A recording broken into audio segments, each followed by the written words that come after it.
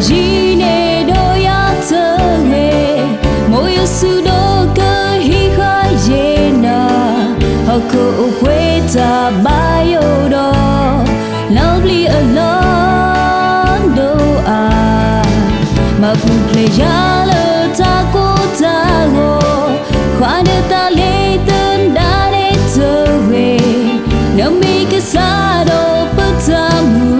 là mi thế nào khi khuy cơ nhà na xa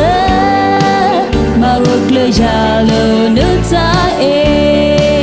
yêu ta ở lui mơ cơ mê cơ si đạp hề đá nước ta ta cơ mù hề lo kê lơ na hề đá nước ta tu la kê ya tu isu nya cơ mù ye đá chê lơ nơ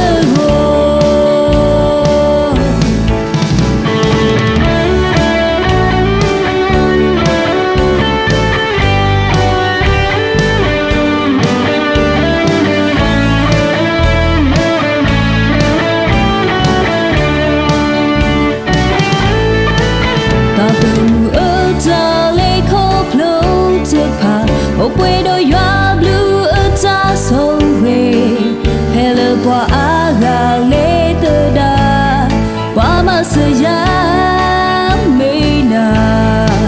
ta pu quê đô ta si cho bơ trơ hey đô đi kê ta u kê khô kê nếu mi cái xa đô bơ ta mù là mi tên đa khuy cơ nhà na xa